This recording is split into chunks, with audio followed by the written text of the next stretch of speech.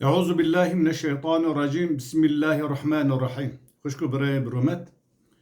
Divan roje Davud dîsa hinek melew melekok û xoce li ser mesela sêmeha tiştê bazı din nesîheta dikin ji xelkera behsa dîn û diyanetê dikin.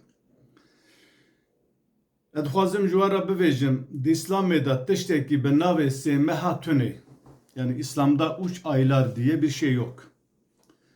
Peygamber aleyhissalatu vesselam ne goти Recep, Şaban, Ramazan ser hev roji bigrin.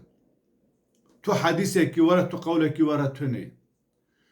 Her wisa Peygamber aleyhissalatu vesselam ne gotiye ki roje ki Recep roji bigrin tamamı günü afu dibe.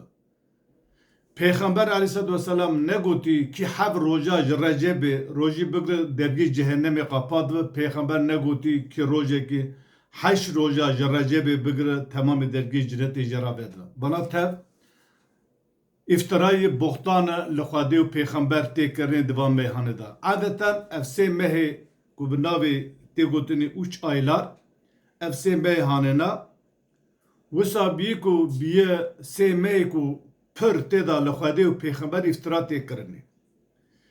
Başı Peygamber aleyhissalatu vesselam devam mehada kad roji ne girti beli roji girti. Ne de teni de Ramazan'ı da sal 12 Mey xwedê ji xeynî Remezanê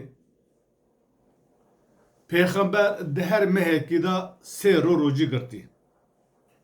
Ji sê roja zêdetir Peygamber rojî negirtî li gora hedîsê ku ji xanimî wî ji dîyê mümina ji Hefsetê ji Ayşe ji İbn Ömer hatî rivayet kirinê vana Peygamber di her mehda sê rojî girtî. Dibe kâne nebiyyü sallallahu aleyhi ve sellem Peygamber aleyhissalatu vesselam yesumu thelâthete eyyâmin min kulli şehrin ji her mehe sêro rojî digirt. El xemîse min evvelî şehri gava dibû meha dest pê dikir ra pêşemê pêşema ewil wê mehê de rojî digirt. Vel ithneyn ellezî yelîhî meha duşema li pêşemê tê yani meha duşema li pê wê pêşemê tê vel ithneynî lezî yelîhî her wisa em bivê duşema ji hefta dinê de.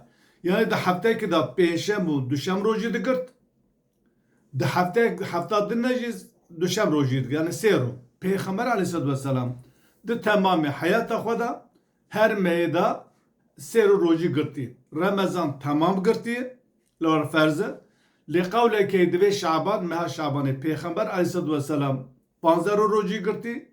15 rojî dawî xwarî bike xwe hazir bike ji bo meha Ramazanê bihêzî xwe meha Ramazanê bigire.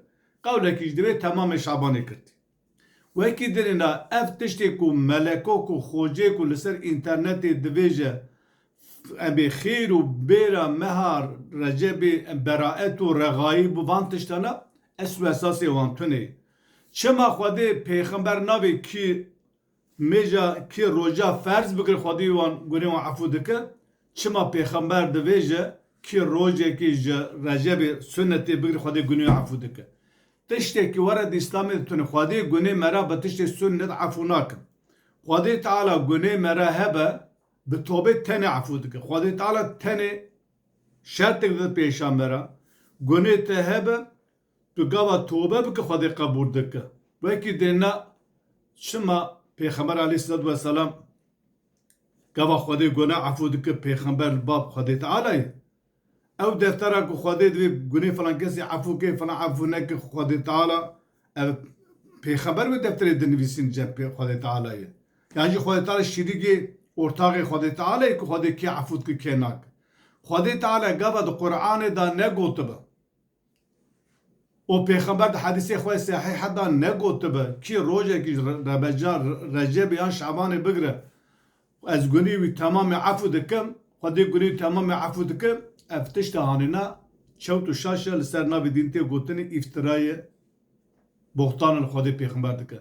Sê meh her wekî biye sê meh ku zêde têda li Xwedê Peygamber îftira tê kirinê. Ji ber wê dixwaze insan ji Qur'anê dûr bikeve. Qur'an divê cihad bike bi malê xwe, bi canê xwe, به خوین خو ji tağut dur bikeve, ji şeytan dur bikeve, ji müşrika dur bikeve, abd ibadetê Xwedê bike, êvan melenan rav Xwedê tu mehekî ji Remezanê Recepê bikir temamê gurê teafû dibe. Herekî motorekî seqal xwe vekir şakir de serê xwe ji bo xaltirê ku xelkê bixapînin. Hûn Qur'anê bixwînin, fehm bikin, fiil û emelê salihê ku Xwedê di Qur'anê baz kir wî tetbîq bike. Berê sünneta jî bike. Lê ne ku temamê Recepê bigire, temamê Şabanê bigire. Sê me ji rojaya îdara we hebe, karibe bigire, her meyde sêrê rojî bigire sünnet û negij hûn gunekar nabe, hûn bigirin û xwedan xêr dibe.